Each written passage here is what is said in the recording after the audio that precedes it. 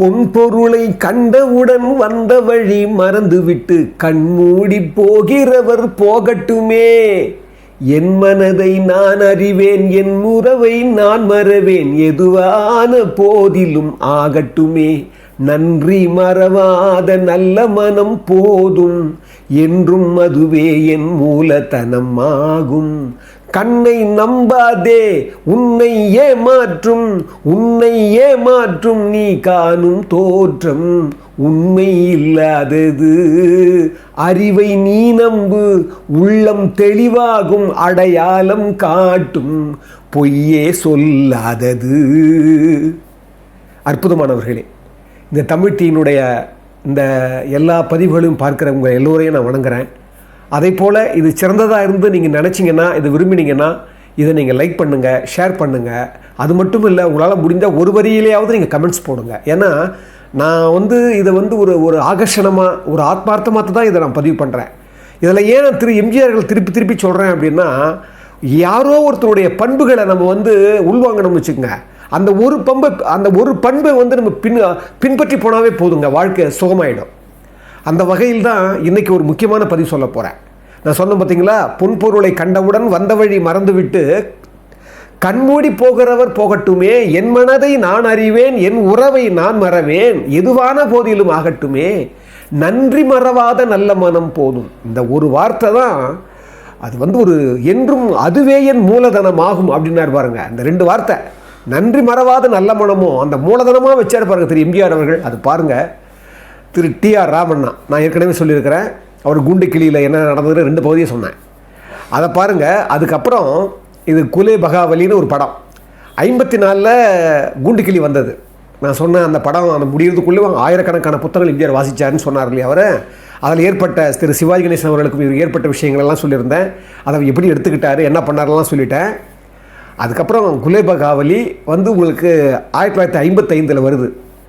அது வந்தது, நான் என்ன சொல்கிறேன், இது ஏன் அந்த முதல்ல அந்த பாடல் சொன்னேன்னா, திரு எம்ஜிஆர் அவர்கள் 1977 முதல் அவர் முதல் மந்திரி ஆகிறாரு. முதல் மந்திரி ஆன உடனே மாம்பழத்தில் அவருடைய ஆஃபீஸ் இருக்குது பாருங்கள், அலுவலகம். அதுக்கு அங்கே வராரு. அங்கே வரும்போது பத்திரிகையாளர் கூட்டம், அவரை பார்க்கணும்னு நினச்ச பிரமுகர்களெல்லாம் இருக்கிறாங்க. அந்த சமயத்தில் திரு டி.ஆர். ராமண்ணா அவர்கள் அங்கே இருக்கிறாங்க. யார், எம்ஜிஆர் வாழ்த்தணுங்க நிற்கிறாரு. எம்ஜிஆர் வராரு. வந்த உடனே பாருங்கள், டி.ஆர். ராமண்ணா சொல்கிறாரு, வந்த உடனே எங்களை தான் முதல்ல கூப்பிட்டாரு. நானும் என் நண்பர்களும் உள்ளே போனேன், ஆச்சரியப்பட்டோம். ஏன்னா எவ்வளோ பேர் நிற்கிறாங்க. அப்போ அவர் சொன்னார், உங்களை பார்க்குறத விட வேறு எதுவும் எனக்கு மகிழ்ச்சி இல்லை. நான் பழைய ராமச்சந்திரன் தான், நீங்கள் எப்போ வேணால் வரலாம், என்ன உதவி வேணாலும் கேட்கலாம், நான் மாற மாட்டேன், நீங்கள் கவலைப்படாதீங்கன்னு சொல்லி அந்த பதிவை சொல்கிறார் அவர். அதாவது அந்த நன்றியை அவர் பாருங்கள், பெரிய இடத்து பெண், பாசம், பணம் படைத்தவன், பாருங்கள், அவர் நிறைய படம் பண்ணார். அதே மாதிரி பார்த்திங்கன்னா அவர் புதுமை பித்தன், நிறைய படம் பண்ணார். ஆனால் அந்த உணர்வை, அந்த நன்றியை மறக்காமல் அவர் நடந்துக்கிட்ட விதம் இருக்கே, அது ரொம்பவும் எனக்கு சந்தோஷத்தை கொடுத்ததுன்னு சொல்லிட்டு பதிவு பண்ணுறார். அப்படிப்பட்ட ராமண்ணா அவருடைய அந்த அனுபவத்தை சொல்கிற போது சில விஷயங்களை சொல்கிறார். அதை தான் நான் இன்றைக்கி பதிவு பண்ண போகிறேன். பாருங்கள், அவர் குலே பகாவலி பற்றி சொல்கிறார். அதில் ஒரு சொல்கிறதுக்கு முன்னால் நான் திரு எம்ஜிஆர் அவர்கள் பண்பு மட்டும் சொல்கிறேன். அருள் உடைமைன்னு 25வது அதிகாரம், அதில் 3வது குறள், அதாவது 243வது குறள், அது சொல்லுவார், அருள் சேர்ந்த நெஞ்சினார்க்கு இல்லை, இருள் சேர்ந்த இன்னா உலகம் புகழ் அப்படின்னு ஒரு அற்புதமான குறள். அதாவது என்னென்னா, அருள் கருணை உடையவர்கள், அன்பு உடையவர்கள், இரக்க உணர்ச்சி உடையவர்கள், இது அருள் உடைமைன்னு அருள் சொன்னால் இது எல்லாமே அடங்குது. அந்த கருணை உணர்ச்சி உள்ளவங்களுக்கு இருள் சேர்ந்த இன்னா உலகம் புகழ் கிடையாதுன்றார். இல்லை, ஏன்னா இருள் சேர்ந்த இன்னா உலகம்னா நரகம்னு சொல்கிறோம் இல்லை, அது நரகம் இல்லை, துன்ப உலகம். துன்ப உலகம்னா இங்கே தான் நமக்கு நரகம் சொர்க்கம் வேறு இடம் இல்லை, அது தம்முடைய மனநிலை. அதை சொல்கிறார் அவர். அருள் சேர்ந்த நெஞ்சினார்க்கு இல்லைன்றார். மண்ணுயிர் ஓம்பி, மண்ணுயிர் அந்த மண் இல்லை, நம்ம இருக்கிற மண் இல்லை, மண்ணுயிர்னா அது இல்லை, மண்ணுயிர், அதாவது நிலைபேருடைய இந்த உலகத்தில் இந்த உயிர்களை மண்ணுயிர் ஓம்பி அருள் ஆழ்வார்க்கு இல்லென்ப தன்னுயிர் அஞ்சும் வினைன்றார். ரொம்ப அற்புதமான குறள் அதுவும். அதாவது இந்த உயிர்களை எல்லாம் நாம் அன்பு செலுத்தி அவங்களுக்கு ஏதாவது ஒன்று கொடுத்து அவங்கள எவ்வளோ வாழ வச்சு நம்ம வாழும்போது தன்னுயிர் அஞ்சு வினை கிடையாது அப்படின்னு சொல்கிறார். இதுக்கு இந்த 2 குறளுக்கும் உதாரணமாக தான் இந்த நிகழ்ச்சி நான் சொல்ல போகிறேன். விக்டர் கியூகோன்னு ஃப்ரான்ஸில் மிகப்பெரிய ஒரு பெரிய கவிஞர். அவர் படிச்சிருப்பாங்க நிறைய பேர். அவர் சொல்லுவார், வாழ்க்கை என்பது தன்னிடம் உள்ளதை பிறருக்கு கொடுப்பது, அடுத்தவிடமிருந்து பிடுங்குவது இல்லை, வாங்குவது இல்லை. அவர் சொல்கிறார் பாருங்கள், வாழ்க்கைன்னா இதான்றார். அதே போல் ஈஸ்வர பக்தினா என்னன்னு வல்லாரையா சொல்லுவார். அதாவது எல்லா உயிர்களையும் இருக்கிற நீக்கமான இருந்திருக்கிற இறைவனை உணர்ந்து அந்த இறைவனையே நாம் அவங்களுக்கு உபகாரம் செய்யணும்னு நினைக்கிறாங்க பாருங்கள், அதுதான் ஈஸ்வர பக்தின்னுவார். இதுக்கெல்லாம் உதாரணம் தான் திரு எம்ஜிஆர் அவர்கள். கொடுத்து கொடுத்து கொடுத்து சிவந்த கரை மட்டும் இல்லை, கொடுத்து கொடுத்து கொடுத்து கொடுத்து மனம் சிவந்து போச்சு மட்டும் இல்லை, அவர் வாழ்க்கையே ஒரு கொடுத்தல தான் இருக்குது. பாருங்கள், இதெல்லாம் ஏன் இந்த ஊமை சொல்கிறேன், இந்த நிகழ்ச்சி சொல்கிறதுக்காக ஒரு முன்னோட்டமாக அதை சொல்கிறேன். அரபு இலக்கியத்தில் ஒரு அற்புதமான ஒரு நிகழ்வு வரும், ரொம்ப அற்புதமான நிகழ்வு. சுலைமான் ஒருத்தர், அவர் மார்க்கம், இஸ்லாம் மார்க்கத்தை நெறி தவறாமல் பின்பற்றவர். அதிகாலையிலேயே போயிடுவார் மசூதிக்கு, 5 வேளை தொழுவார். அப்படிப்பட்டவர் ஒரு கடைசி காலத்தில் அவர் சொர்க்கத்துக்கு போகிறார். நல்ல கவனிங்க, சொர்க்கத்துக்கு போகிறாரு. சொர்க்கத்துக்கு போகும்போது இறைவன் கேட்குறாரு, சுலைமான், இங்கே சொர்க்கத்துக்கு நீ வந்திருக்கிறியே, என்ன காரணம் உனக்கு தெரியுமா அப்படின்னு இறைவன் கேட்குறாரு. அதுக்கு சொல்கிறார் சுலைமான், 5 வேளையும் தொழுதேனே, 5 வேளையும் விடாமல் தொழுதேனே, அதுக்கான பரிசாக இருக்கும் அப்படின்னு சுலைமான் ஒரு மரியாதையை சொல்கிறார். இறைவன் சிரிக்கிறாராம், நீ தொழுதுக்கெல்லாம் இங்கே வரலடா சுலைமான், ஒரே ஒரு வேலை நீ தொழலை, அதுக்காகத்தான் அங்கே சொர்க்கத்துக்கு வந்திருக்க அப்படின்னு சொன்னாராம் இறைவன். இவன் ஷாக்காகி பார்க்குறாரு. பார்த்த உடனே இறைவன் சொல்கிறாராம், குளிர்காலம், அது பனி பெய்கிற காலம், அப்போது வெகு சீக்கிரமாகவே நீ தொழறதுக்கு மசூதிக்கு வர, பாங்க ஊதிட்டாங்க. நீ வருகிற போது வழியில் ஒரு பூனைக்குட்டி அந்த குளிரில் அப்படியே விடச்சி கிடக்குது. நீ உடனே என்ன செஞ்ச, அந்த பூனையை ஆறதை எடுத்து தழுவி தன் நெஞ்சுக்குள்ளே வச்சு கொஞ்ச நேரம் தன்னுடைய கைகளை நீவி அப்படியே கதகதப்பாக வச்சிருந்த பாரு. அந்த வச்சிருந்த ஆதரவில் உன்னுடைய உள் வெப்பம் அந்த பூனைக்கும் வெப்பமாகி அது மறுபடியும் பழைய நிலைக்கு வந்தது பாரு. அப்படி அந்த பூனையை நீ அந்த அப்படியே ஒரு ஆகர்ஷமாக வச்சுருந்த பற்றியா, அந்த நிலையில் பாங் மறுபடியும் ஓதிட்டாங்க, மசூதி முடிஞ்சு போச்சு. அன்றைக்கி நீ தொழலை, வீட்டுக்கு வந்துட்ட. அன்னைக்கு தொழலை பற்றியா, அதுக்கு தான் இன்றைக்கி நீ வந்திருக்கிற சொர்க்கத்துக்கு. இது நீ பிற உயிர்கள் மேலே வச்சுருந்த அந்த அன்பையும் பாசத்தையும் பார்த்து இந்த பரிசு கொடுத்து, இதுதான் இந்த சொர்க்கத்தினுடைய பரிசு உனக்கு அப்படின்னு சொல்லி இறைவன் சொன்னதாக ஒரு அரபு இலக்கியத்தில் வரும். இதெல்லாம் தான் நான் இந்த பண்புக்கு உதாரணமாக திரு எம்ஜிஆர் நான் சொல்கிறேன். பாருங்கள், இங்கே ஒரு நிகழ்ச்சி சொல்கிறார் ராமண்ணா சார். அவர் அதுக்கு பாருங்கள், உலகம் சுற்று வாலிபன்னு ஒரு படம் தெரியும் உங்களுக்கு. 1973 கட்சியிலிருந்து அவர் நீக்கப்பட்டார். திமுகவிலேருந்து பெரிய அரசியல் காரணங்களால் அவர் படமே ரிலீஸ் பண்ண முடியல, போஸ்டர் ஓட்ட முடியல, இதெல்லாம் தெரியும் உங்களுக்கு. அந்த சமயத்தில் கூட அவர் பாம்பேயில் பிரிண்ட், அந்த காலத்தில் பாம்பேலேருந்து பிரிண்ட் போட்டு ரகசியமாக கொண்டு தேவி தியேட்டரில் ப்ரொஜெக்ஷன் காட்டுறாராம் திரு எம்ஜிஆர் அவர்கள். அப்போ திரு டிஆர் ராமண்ணாவெல்லாம் கூப்பிட்றாராம். டிஆர் ராமண்ணா படம் பார்க்குறாராம், பார்த்து மிரண்டு போயிட்டாராம். அற்புதமாக பண்ணியிருக்கீங்க, இந்த படம் மிகப்பெரிய வெற்றி பெறும் அப்படின்னு சொல்ல உடனே கட்டி பிடிச்சிட்டாராம் திரு எம்ஜிஆர். பாருங்கள், அதாவது ரகசியமாக ப்ரொஜெக்ஷன் பண்ணி அதையும் தன்னோட நண்பர்களெல்லாம் கூட, அப்படிப்பட்ட ஒரு நண்பர் தான் திரு டிஆர் ராமண்ணா. அவர் தான் இந்த நிகழ்ச்சியை சொல்கிறார். குலே பகாவலியினுடைய இயக்குனர் அவர். 1955 இந்த படம் வருது. மேபி அது 1957 படமாக்கப்பட்டிருக்கணும். அவர் பாருங்கள், பிரகாஷ் ஸ்டுடியோ, அந்த ஸ்டுடியோவில் குலே பகாவலியில் ஒரு காட்சி என்னன்னா, ஒரு புலி பள்ளத்துக்குள்ளே இருக்கும். அந்த புலி 14 அடி தாவுமா, 14 அடியை தாண்டுமா. அப்படிப்பட்ட புலியாக அது 16 அடி குழி தோண்டிட்டாங்களாம். அப்போ 2 அடி மேலே இருக்குது, அது மேலே வர முடியாது அப்படின்னு தோண்டிட்டாங்களாம். தோண்டிட்டு அந்த புலியை அடக்கிறார் பாருங்க, அந்த புலிக்கு அந்த பயிற்சி கொடுக்குறாரு பாருங்க. அவர் என்ன பண்ணாரு, கீழவே ஆயத்தோடவே காத்திருப்பாராம் அந்த உசுப்பி விடுறதுக்கு. திரு எம்ஜிஆர் அவர்கள் என்ன பண்ணணுமா, மேலே இருந்து ஒரு ராஜ உடையில் இருக்கிறார், அரச உடையில் இருக்கிறார். அவர் என்ன பண்ணுறாரு, மேலே இருந்து சரித்திர உடையில் இருக்கிறாரு. அவர் மேலே இருந்து என்ன பண்ணணுமா, அந்த புலி உசுப்பணுமா, சீண்டுனா அந்த புலி எக்கி மேலே தாவுமா. இதுதான் ஷார்ட்டா. திரு டிஆர் ராமன் அவர்கள் சொல்கிறாரு, நான் என்ன பண்ணிட்டோம், கிரேனில் நானும் கேமராமேனும் உட்காந்துக்கிட்டோம். அங்கே கீழே பார்த்தீங்கன்னா சுற்றி இருந்தது யாருன்னா டெக்னீஷியன்ஸ், மற்ற டெக்னீஷியன்ஸ்லாம் இருந்தாங்க. என்னுடைய அருமை நண்பர் சொல்கிறார், பட்டு ஐயர்னு ஒருத்தர், அதை ஏற்கனவே கூட சொல்லியிருக்கேன், குண்டு கிளியில். அவர் ஒல்லியாக இருப்பாராம், அவர் அங்கே நின்றுந்தாராம். இவங்க 2 பேர் மட்டும் கிரேனில் இருந்தாங்களா, டெக்னீஷியன் இருந்தாங்களா. திரு எம்ஜிஆர் அவர்கள் சேர்ன்ற மாதிரி அங்கே நடிக்கிறதுக்கு ரெடியாக இருந்தாங்களாம். நல்லா கவனிங்க, இது என்ன சொல்கிறார் திரு டிஆர் ராமண்ணா, இந்த ஷாட் எடுக்கிறதுக்கு நாங்கள் என்ன பண்ணோம், கிரேனில் நாங்கள் கீழே இருந்தோம். அப்போது அந்த கிரேன் ஆப்ரேட்டர் என்ன பண்ணார், கயிறு கட்டிட்டு அப்படியே வச்சுருப்பார், கையில் கீழே வச்சுருப்பார்.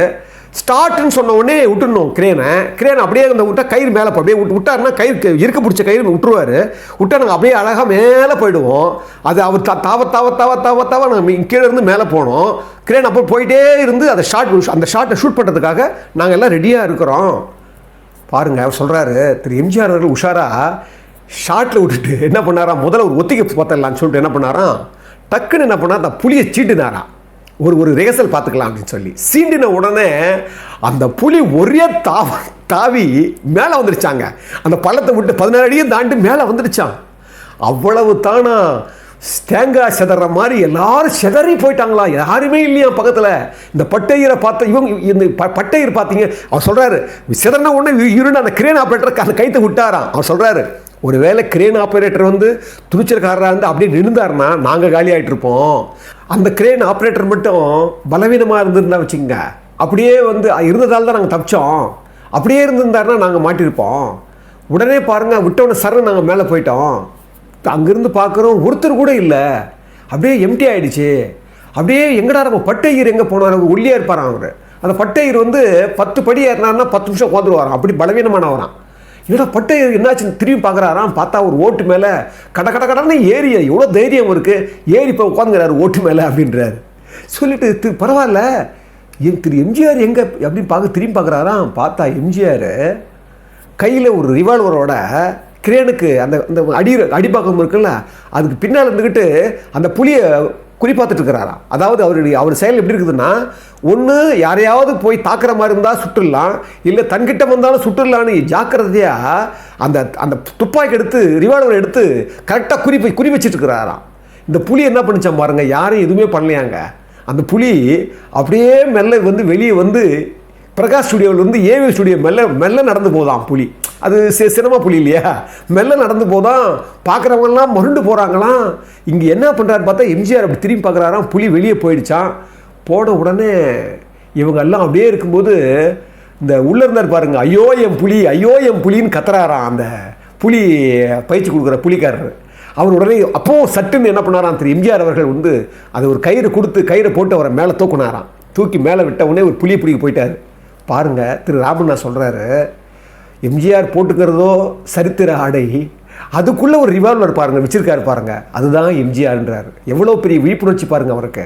தாம் எங்கே செல்கிறோம், என்ன செய்ய போகிறோம், என்ன செய்ய போகிறோம், எப்படி அதை வந்து நம்ம வந்து எதிர்கொள்கிறதுங்கிற அந்த விழிப்புணர்ச்சி திரு எம்ஜிஆருக்கு எப்போவுமே அது கவனமாக இருக்கும். ஜாக்கிரதை எவ்வளோ நிறைய இருக்குமா திரு எம்ஜிஆர் அவருக்கு, அதுதான் எம்ஜிஆர்ன்றார் அவர். அது மட்டும் இல்லை, அவர் சொல்கிறாரு, சிரிப்பாக சொல்கிறாரு, ஒருவேளை புலிக்கும் எம்ஜிஆரை தெரிஞ்சிருக்குமோ என்னவோ, அது யாரையுமே எதையுமே செய்யலை. அதான் எம்ஜிஆர் வந்து அந்த மாதிரி ஒரு நிலையை வந்து அவர் எப்படி எடுத்துக்கிட்டாருன்னு போது பார்க்கும்போது அதுதான் திரு எம்ஜிஆர் அவர்கள் பாருங்கள். அப்படிங்கும்போது அதுதான் நான் இந்த ப்ரிடிக்ஷனாக சொன்னேன் முன்னாலேயே. இந்த மாதிரி உயிர்கள் மீலையும் அன்பு காட்டுறவங்களுக்கு, கருணை காட்டுறவங்களுக்கு எந்த நிலையிலையும் ஆபத்து வருமே தவிர அந்த ஆபத்து விலகி போயிடும். அதுதான் திரு எம்ஜிஆர் அவர்கள். அவர் சொல்கிறாரு. சொல்லி முடித்த உடனே அந்த புலி யாரையுமே எதுவுமே செய்யலை. அந்த வெளியிருந்து அது கூட எம்ஜிஆர் தான் தூக்கி விட்டார். சட்டுன்னு என்ன பண்ண, ஒரு கயிறு போட்டு மேலே ஏற்ற விட்டார். அவர் போய் அந்த புலியை கூட்டு வந்து சினிமாவில் வந்து சாதாரணமாக சில வினாடிகளுக்குள்ளே அடக்கிற மாதிரி அவர் அடக்கிட்டார். பாருங்கள், அந்த புலி அந்த பள்ளத்துக்குள்ளே இருக்குது. 14 அடி தாவர புலி, 16 அடியில் ஒரு பள்ளத்தில் இருந்தோம். எம்ஜிஆர் ஒரு குரல் கொடுத்து சீன உடனே ஒரு ஒத்திகை பார்த்த உடனே மேலே வந்துடுச்சு. வந்த உடனே எல்லாம் போயிட்டாங்க. ஆனால் எந்த ஒரு அசம்பாவிதமும் அந்த இடத்துல நடக்கலை. அதுதான் திரு எம்ஜிஆரோட. நான் அதுதான் அடிக்கடி சொல்கிறேன். ஒரு அன்பு, கருணை, நன்றி உணர்ச்சி, இந்த உயிர்கள் மேலே இருக்கிற பற்று, இதுக்கெல்லாமே மொத்தமாக வர்றது என்ன அப்படின்னா இந்த உணர்ச்சி தான், இந்த அன்பினுடைய மையம் தான், இந்த கருணையினுடைய உணர்ச்சி தான். இதுதான் திரு எம்ஜிஆர் அவர்கள். அதனால்தான் கொல்லாமையில் வைப்பார் ஐயா. 33வது அதிகாரம் 2வது குறள் ரொம்ப தலையாய குறள். இது வந்து நாங்கள்லாம் பள்ளிக்கூடங்களில் சிறு வயதில் இதை பிரேயரை இதை சொல்லுவோம். பல்லுயிர் பகுத்துண்டு பல்லுயிர் ஓங்குதல் நூலோர் தொகுத்தவற்றுள் எல்லாம் தலையினுவார் ஐயா. அதாவது 36வது அதிகாரத்தில் 352வது குறள் அது. அதாவது பகுத்து உண்டு எல்லா உயிர்களுக்கும் கொடுக்கணும்னு நினைக்கணும். நாம் ஒரு எறும்புக்கு கூட கொடுக்கணும்னு நினைக்கணும். ஒரு இந்த உலகத்தில் இருக்கிற எல்லா மனிதர்களுக்கு மட்டும் இல்லை, ஜீவராசிகளுக்கு ஜீவகாருண்யம் ரொம்ப முக்கியன்றது. அதனால தான் திரு எம்ஜிஆர் அவர்கள் கரடி வளர்த்துருக்காரு, கேள்விப்பட்டிருப்பீங்க. எம்ஜிஆர் அடிமை பெண்ணுக்கு அதுக்குன்னே ஒரு சிங்கம் வளர்த்தார், அதையும் நீங்கள் கேள்விப்பட்டிருப்பீங்க.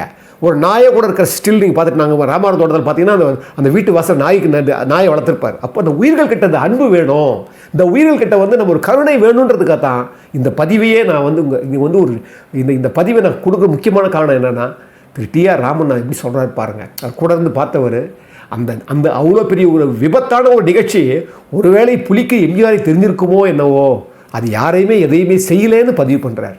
எப்பேற்பட்ட வார்த்தை அது. அதனால தான் நான் திரு எம்ஜிஆர் அவளை திருப்பி எதுக்கு சொல்ல வரேன் அப்படின்னா, நாம் எந்த நிலையிலும் எந்த சூழ்நிலையிலும் எந்த சமயத்திலும் நாம் ஒரு இன்முகத்தோட ஒரு நன்றியோட ஒரு இன்பமான ஒரு முக மலர்ச்சியோட தான் நாம் அணுகணும்னு சொல்லி இந்த அற்புதமான பதிவை நிறைவு செய்கிறேன். அன்புள்ள மிக்கவர்களே, இந்த தமிழ் தீக்கு நான் வந்து ஒரு அறம் சார்ந்த ஒரு நெறி சார்ந்த ஒரு உண்மையும் சத்தியமும் சார்ந்த விஷயங்களை தான் நான் வந்து இதில் பதிவிடணும்னு நினைக்கிறேன். இந்த சமூகத்தினுடைய மேன்மைக்காகவும் நல்லவர்களுடைய மேன்மைக்காகவும் திரு எம்ஜிஆர் அவர்களும் அவருடைய சுற்றி இருக்கிற மாதிரி அவரை போன்றவர்களை மட்டுமே நாம் அதிகமாக முன்னிறுத்தி திரு மகாத்மா காந்தி இவங்களை போன்றவர்களாம் முன்னிறுத்தி நாம் நல்ல விஷயங்களை சமூகத்துக்கு பரப்புன்றதுக்காக தான் இந்த தமிழ் தீ பாடுபட்டுருக்குது. அந்த வகையில் உண்மையான ஆன்மீகவாதிகள் சொல்லுவாங்க, அவங்க இறைவன்கிட்ட கூட நம்ம கேட்கக்கூடாது. அது கேட்குறதுங்கிறது அது ஒரு அது சரியானது கிடையாது. ஆனாலும் நான் எவ்வளோ சமாளித்து பார்த்தேன். சில சமயங்களில் இயலாமையால் நாம் வந்து இந்த ஒரு டிமாண்ட் வைக்கிறேன். உங்களுக்கு அன்பு இருந்து, உங்களுக்கு அந்த வசதி இருந்து, உங்களுக்கு மனதுக்குள்ளே அந்த எழுச்சி வருமானால் நிச்சயமாக நீங்கள் உதவணும்னு சொல்லி இந்த உதவியை நாங்கள் ஒரு நல்ல ஒரு அன்பாக ஏற்றுக்கிறேன்னு சொல்லி இந்த விஷயத்தை உங்கள் முன்னால் சமர்ப்பிக்கிறேன்.